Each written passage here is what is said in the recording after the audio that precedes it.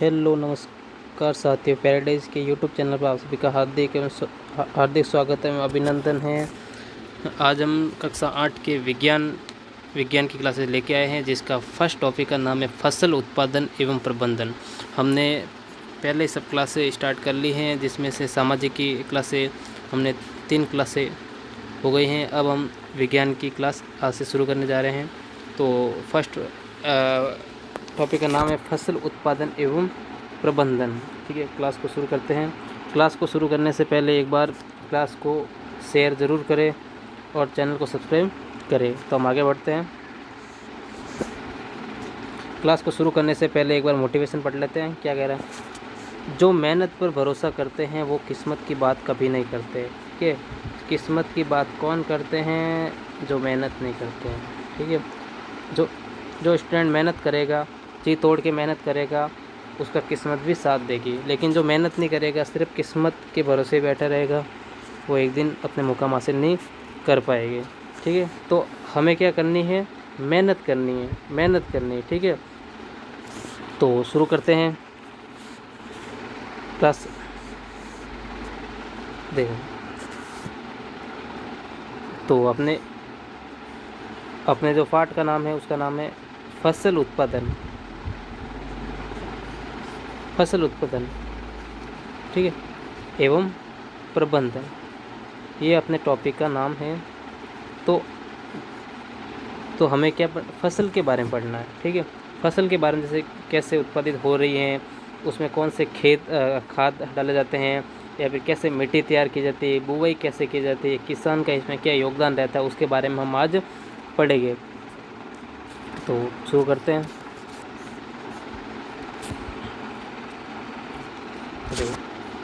भोजन से प्राप्त ऊर्जा का उपयोग जीवों द्वारा विभिन्न जीवित गतिविधियों को चलाने के लिए किया जाता है। हमें भोजन पौधों, जानवरों या दोनों से मिलता है। देखो, भोजन प्राप्त ऊर्जा का उपयोग जीवों द्वारा विभिन्न जीवित गतिविधियों, अगर हमें जीवित रहना है तो उसके लिए क्या ज़रूरी है? भोजन ज़रूरी है। अब वो भोजन हमें पौधों से मिल रहा है। ठीक है,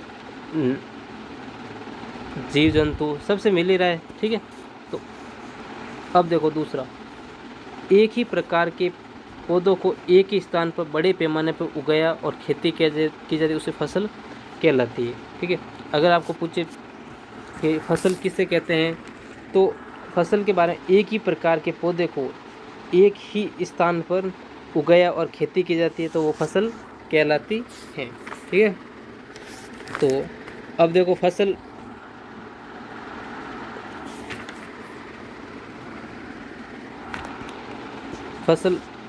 जैसे रबी और खरीफ हो गई। ठीक है, अब रबी और खरीफ को एक बार विस्तार से हम पढ़ते हैं। देखो, फसल, ठीक,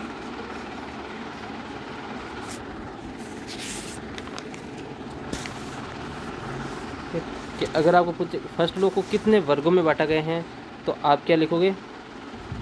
2। ठीक है, तो खरीफ और रबी। खरीफ के अंदर अगर आपको पूछे कि ये फसल कब बोई जाती हैं, तो आप इसमें क्या लिखोगे? ये लिखोगे वर्षा ऋतु में। कब बोई जाती हैं? वर्षा ऋतु में। कब बोई जाती हैं? वर्षा ऋतु में। अगर मैं रबी की बात करूं तो ये कब बोई जाती है? शीत ऋतु में। शीत ऋतु में बोई जाती हैं। अब अगर आपको महीने में पूछे कि भी कौन से महीने में ये बोई जाती हैं, तो खरीफ की फसल का समय काल अवधि होती है वो जून से सितंबर तक। कब होती है? जून से सितंबर तक। और अगर मैं रबी की फसल की बात करूं तो वो शीत ऋतु में बोई जाती है। ठीक है, तो अब हम इस पे देखते हैं कि खरीफ के अंदर कौन कौन सी फसल होती है। तो खरीफ के अंदर मैं फसल की बात करूँ तो खरीफ की फसल में बात करूँ तो इसमें एक तो धान हो गया, मक्का हो गया, सोयाबीन मैं लिख सकता हूँ इसमें, ठीक है। सोयाबीन हो गया, मूंगफली हो गई, कपास लिख सकता हूँ मैं, ठीक है। ये सब फसल इसके अंतर्गत आती है, ठीक है। अब मैं बात करूँ रबी की, तो रबी के अंतर्गत देखते हैं। रबी के अंदर जैसे गेहूँ हो गया, ठीक है, गेहूँ हो गया, चना,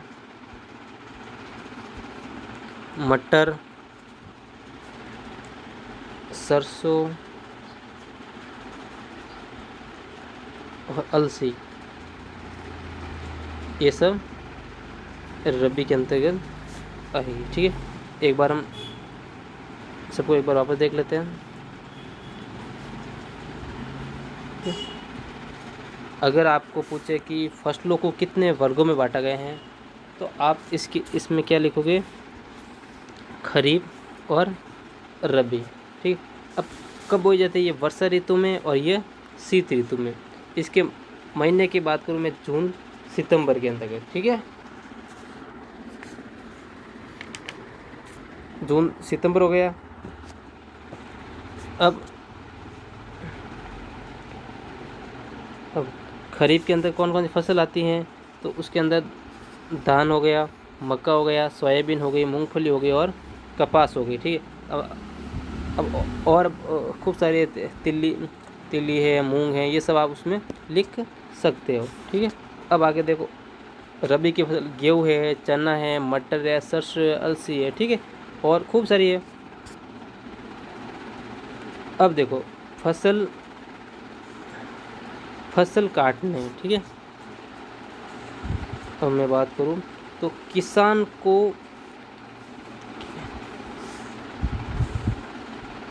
अब ये देखो एक बार कि किसान को एक फसल उगाने के लिए, जब फसल उगाते हैं ना, फसल उगाने के लिए एक किसान कितनी मेहनत करता है वो देखिए आप, ठीक है। जो बाज़ार में जो फसल आ रही हैं, जो अनाज आ रहे हैं, उसके लिए एक किसान कितनी मेहनत करता है वो आप आज मैं आपको बताऊंगा कि जैसे मिट्टी की मैं यहाँ बता देता हूँ, ठीक। इधर देखो, फसल उगाने के लिए एक सबसे पहले मिट्टी तैयार करनी पड़ती है। क्या करनी पड़ती है, मिट्टी तैयार करनी पड़ती है। मिट्टी तैयार करने के बाद बुवाई करना, कहीं बुआई लिखते हैं तो कई बोवाई ऐसे भी लिखते हैं, ठीक है। अब आगे और कहीं बोना ऐसा कुछ लिखते रहते हैं, ठीक है। हमें ज़्यादातर ये ध्यान रखना, ये ज़्यादातर। तीसरा, खाद एवं उर्वरक देना, ठीक है। खाद डालता है किसान, ठीक है। तो सबसे पहले मिट्टी को तैयार करता है, फिर बुआई करता है, फिर उसमें खाद डालता है, फिर सिंचाई करता है, पांचवा खरपतवार से सुरक्षा करता है, सुरक्षा भी करता है, ठीक है। उसके बाद कटाई, फिर सातवां भंडारण। देख, इतनी मेहनत करने के बाद बाज़ारों में अनाज आता है। तो देखते एक बार वापस हम,